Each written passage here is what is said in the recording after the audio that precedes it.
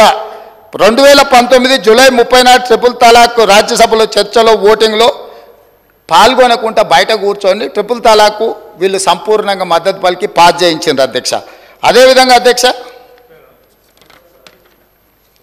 అంతర్రాష్ట్ర నదీ జలాల వివాదాల సవరణ బిల్లు అధ్యక్ష 2019 ఆగస్టు పార్లమెంట్ సమావేశాల్లో ప్రవేశపెట్టిన అంతర్రాష్ట్ర నదీ జలాల వివాదాల సవరణ బిల్లు డ్యామ్ సేఫ్టీ బిల్లు కూడా టీఆర్ఎస్ స్పష్టంగా మద్దతు పలికింది అధ్యక్ష మోడీకి.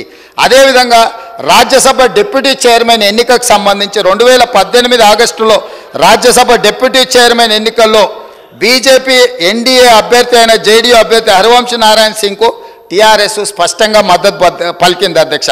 అదేవిధంగా విపక్షాల ఉమ్మడి అభ్యర్థి కాంగ్రెస్ ఎంపీ హరిప్రసాద్ మీద 20 ఓట్ల తేడాతో వాళ్ళు అంటే ఆ రోజు కంప్లీట్గా ఉమ్మడి ప్రతిపక్షాల అభ్యర్థిని ఓడించడానికి బీజేపీకి మద్దతు పలికి ఆ ఎన్నికల్లో టీఆర్ఎస్ వాళ్ళకు అనుకూలంగా ఉన్న ఒకసారి ఓట్లేసిన రెండోసారి వాళ్ళు ఇదే రాజ్యసభలో మిగతా విషయాలలో గైర్హాజరైంది అధ్యక్ష.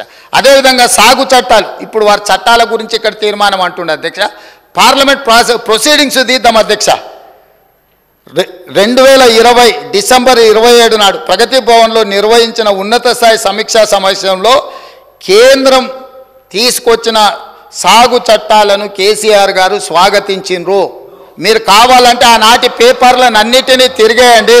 పంటలు కొనుగోలు చేసేందుకు ఆ రోజు వారు మాట్లాడింది ఏంది అధ్యక్ష, పంటలు కొనుగోలు చేసేందుకు ప్రభుత్వం వ్యాపార సంస్థ కాదు, రైసు మిల్లరో దాల్ మిల్లరో అసలే కాదు, కొనుగోలు అమ్మకాల బాధ్యత ప్రభుత్వ బాధ్యత కాదు, మద్దతు ధరతో కొనుగోలు జరపడం ద్వారా రాష్ట్ర ప్రభుత్వానికి 7,500 కోట్ల రూపాయల నష్టం వచ్చింది. కేంద్ర ప్రభుత్వం తెచ్చిన కొత్త వ్యవసాయ చట్టాలు ఇదే చెబుతున్నాయి. ఈ విధానం ఉత్తమమని చంద్రశేఖరరావు గారు రైతు వ్యతిరేక నల్ల చట్టాలకు మద్దతుగా మాట్లాడిండు. ఆనాటి పేపర్లు తీసి మీరు తిరిగేయండి, వారు ఏ విధంగా మద్దతు పలికినరో మనకు తెలుస్తుంది అధ్యక్ష.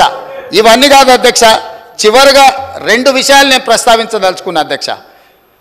2016 ఆగస్టు 7 మిషన్ భగీరథ ప్రారంభోత్సవం కోసం మెదక్ జిల్లా కోమటిబండకు ప్రధానమంత్రి గారు వచ్చారు.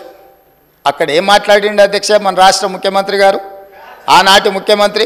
మీరు ఒక్కసారి రికార్డులు తిరిగేయండి. నేను తెలుగులో సింపుల్గా చెప్పదలుచుకున్నా అధ్యక్ష. సభా సమయం అత్యంత కీలకమైన అంశాల మీద చర్చించాల్సిన అవసరం ఉంది కాబట్టి ఇప్పుడు నేను బాధ్యత గల తెలంగాణ ముఖ్యమంత్రిని, మాకు కేంద్రం నుంచి 50,000 కోట్లు కావాలి, 1,00,000 కోట్లు కావాలని కోరబోము. మాకు మీ ప్రేమ మీ ఆశీర్వాదం ఉంటే చాలు. హమ్కు కుచ్ భీ నహీ చాహియే, ఆప్కా ప్యార్ చాహియే అని ఆయన ప్రేమలో మునిగి తేలి తెలంగాణ నిండా ముంచి తెలంగాణకు 50,000 కోట్లు 1,00,000 కోట్లు వద్దే వద్దు అని స్పష్టంగా వేదిక మీద కోట్లాది ప్రజల ముందు మాట్లాడి నరేంద్ర మోడీ గారికి ప్రధానమంత్రికి మా తెలంగాణకు నిధులే వద్దు, నువ్వు నన్ను ప్రేమిస్తే చాలు, నీ ప్రేమలో మేము అమరులం అయిపోతాము, తెలంగాణ ప్రజల్ని ముంచేస్తామని మాట్లాడిన చంద్రశేఖరరావు గారి పార్టీ ఈరోజు చంద్రశేఖరరావు గారు సభలకు రాక తెలంగాణ ప్రజల యొక్క హక్కులను కాలరాసి తెలంగాణ ప్రజల ఆత్మగౌరవాన్ని మోడీ గారికి తాకట్టు పెట్టి ఈరోజు వాళ్ళు వచ్చి కాంగ్రెస్ పార్టీ అన్యాయం చేసిందని, కాంగ్రెస్ పార్టీ కొట్లాడతలేదని ఇవాళ ఉదయం 11 గంటల నుంచి పార్లమెంటు మెట్ల మీద తెలంగాణకు ఇవ్వని నిధుల మీద రాని అనుమతుల మీద రాహుల్ గాంధీ, సోనియా గాంధీ గారు, మల్లికార్జున్ ఖర్గే గారు మా ఎంపీలతో నాడు దీక్ష చేస్తుండు. నీ రాజ్యసభ ఎంపీలు ఎక్కడున్నారో ఒకసారి లెక్క పెట్టుకో.